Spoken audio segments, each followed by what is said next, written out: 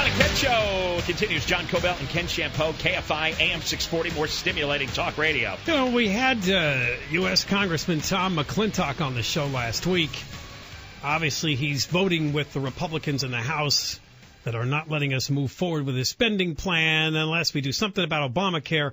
He claims he's being inundated with emails and contacts from, I guess, some of his constituents, that they're seeing what we call sticker shock, that they're getting their latest health insurance premium bills and things are going up.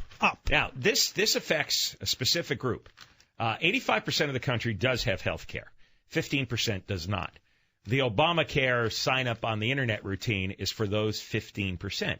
Now, for the rest of us who have insurance, most of us get insurance from our employer. But there are people that have to purchase individual coverage. And those are the people. They might be self-employed. There could be many reasons. They bought their own coverage privately. Right. They're not part of this Obamacare program, but they don't get it from their employer or their union.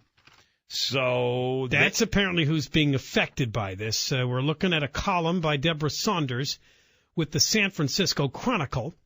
And she said, as a candidate for president, Barack Obama sold his signature universal health care plan with the promise that it would cut the cost of a typical family's premium by up to $2,500 a year. All right, mark that down. Obama promised, these words came out of his mouth, average $2,500 cut in your premium. All right, that's about $200 a month you were going to save. That was his promise, his words to sell this thing. Well, what's the truth? The biggest problem with Obamacare isn't that some websites crashed last week, but that the Obama promise of big savings for the average family was too good to be true.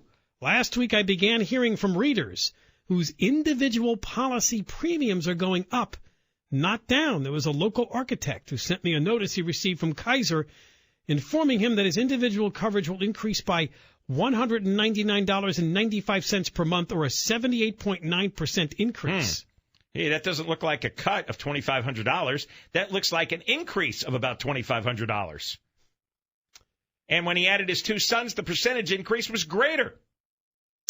So she writes that it is becoming increasingly clear that while poor working families will have access to their own health care policies at affordable rates, affordable because they're subsidized, middle class and affluent people stand to pay more. Forget that $2,500 savings. Now, here's one of the reasons. Under Obamacare, providers can't screen for pre-existing conditions anymore. So healthy policyholders are going to have to pay higher premiums to subsidize those with health problems. Remember, nothing is really free. These are businesses. Right. So all the people. So if you're going to force them to take people who have pre-existing conditions, health problems, you no longer can shut them out from covering them. Right. You're going to have to make that up somewhere else. So here's the thing.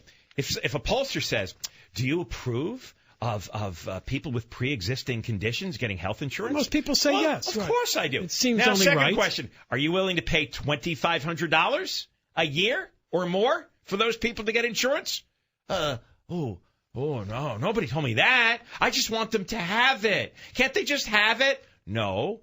If they have a pre-existing condition, they're going to cost a lot of money. Somebody has to pay that. That's you. You have to pay for the sick people. I remember this debate. Nobody told me that. Years ago when this was brought up, I said, well, who's going to pay for that? We all agreed that, it's nasty to shut out somebody with any kind of a pre-existing condition because they're the ones that would need health insurance more than a healthy person. But it's not free. Insurance companies aren't going to say, oh, yes, out of the goodness of our heart, we will take on that additional cost. Please come with your cancer. If you have a pre-existing condition, you're not buying insurance.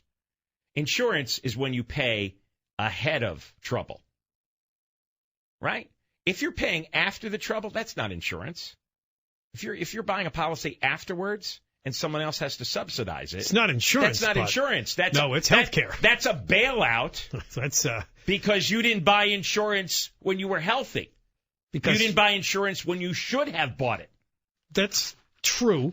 So once you find out you may have, you do have a serious illness and you're okay now, but in 5 years you could be in pretty bad shape. Sure, you want an insurance company because you're not going to be able to afford those medical costs in 5 years. Insurance means, which could be quite extensive. When you're healthy, you buy it as a backstop in case things go bad. Right. Things go bad and then you buy it and someone else has to pay for it. Which, while the insurance companies wouldn't find that great, they would also say, well, let's say you buy insurance when you're in your 20s and you stay healthy for 30 years. At least we got all that money from you in the meantime. And now you're really sick. Yeah, we got to pay out. We're not happy about that. But at least we got all that money from you for 3 years, for 30 years before you got this sick. Yeah, see, that's why people in their 20s don't need health insurance for the most part. They don't. And that's why most don't buy it. And there's really no reason to. In your 20s, it's mostly wasted money. Right. There's a rare instance, accident, bizarre cancer. Yeah, a lot of insurance deals with catastrophe. Yeah.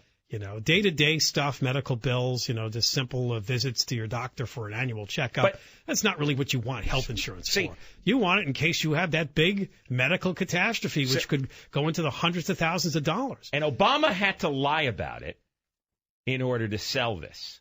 So they just kept talking about the pre-existing condition. And they never told the middle-class families that you're going to have to pay $2,500 extra a year if you buy insurance on your own. That wasn't stated. And this is where you can't have a rational discussion publicly anymore because of the two stupid political parties. If the Republicans say it and it's true, half the country doesn't believe it. And the Republicans were right. The premiums did go way up. But, of course, the stupid Republicans this week step all over themselves. Instead of highlighting all the people whose policies have gone up by $2,500, instead they shut down the government because they're stupid people. If I was running things, it's like, guys, hang back. If we're right, this thing is going to sink on its own, and then we use it to win the next election. But instead, they butchered the whole thing by shutting down the government for no good reason. And they'll never accomplish what they want to accomplish, and they look like a bunch of clowns because they are a bunch of clowns. Well, there's more to this, and we'll tell you why it's also going to lead probably to increased premiums for people buying their own health insurance. If you want to talk about it, we're at 1-800-520-1534. Yeah, if your premiums just went up, you call us. John and Ken Show. Now, on the official KFI...